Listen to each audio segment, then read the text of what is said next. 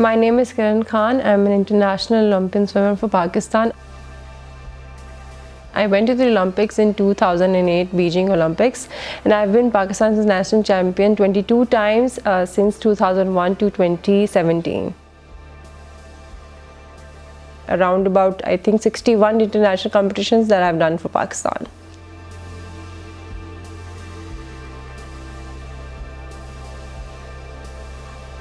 My day looks like I wake up 6 in the morning, I do my training, 2.5 hours of training, then I have a 30-minute break in which I can have my breakfast or whatever, and then we have a 45 minutes of gym, then we have lunch at about 12 or 1, and then we have swimming at 3, and then we get done with our swimming at about 5:30, and then we again have gym, and then we have dinner, and then we go back to sleep, and then we repeat this again. So basically when I'm swimming, I have no social life. So once you want to become an elite swimmer, you have to unsocialize yourself for good 15 weeks.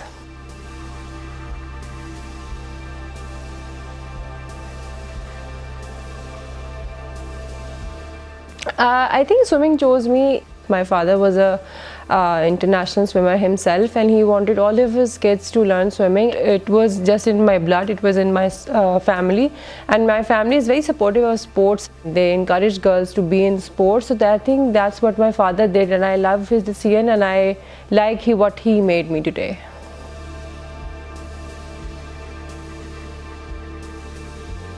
I think when I started in 2001, there were no swimming pools for females. There was no atmosphere for male and female swimmers to swim together, to have a female coach. I think now after 17 years, which I see now for my sister, because she is also a swimmer for Pakistan, now I see there are more facilities. Even clubs are more accommodating towards female swimming in the club.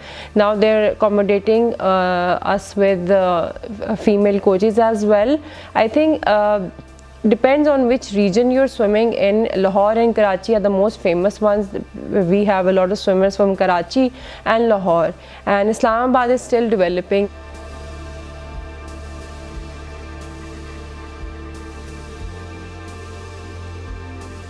I never got discriminated from what I do for swimming that I do. Obviously, it was a big deal for my family to let me swim, because we have shorter swimming costumes and stuff like that. But I've never got discriminated for it. I think I've always been encouraged, and if somebody does discriminate me, that's his problem, not mine.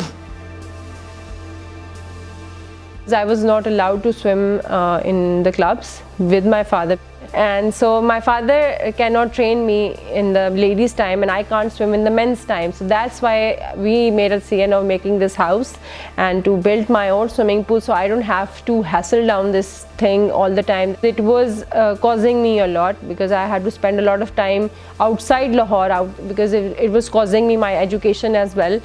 And this is why I made a swimming pool in my house, so I can swim whenever I want and whatever time I want. And then I thought I should not just keep it to myself. I should open the doors for the kids who wants to swim. So that's how this started, that I made an academy. I turned my swimming pool into an academy for younger kids who wants to learn swimming and who wants to be an elite swimmer. We have trained over 100 kids who are representing Pakistan right now. If you want to pursue swimming, make sure you know what you're getting yourself into. It's not something that you want to just enjoy swimming. You do enjoy when you win it. When you're doing it, you never enjoy training, you never enjoy the time we spend in the gym. Obviously, your body changes, your whole personality changes. So swimming is the only sport that, changes you entirely. From your build to your look, from your behavior, it changes. It makes you more, punctual. It makes you more stable in your life. People are afraid I think women are still afraid of swimming, because they think that they might get broad shouldered, but that's a part of swimming.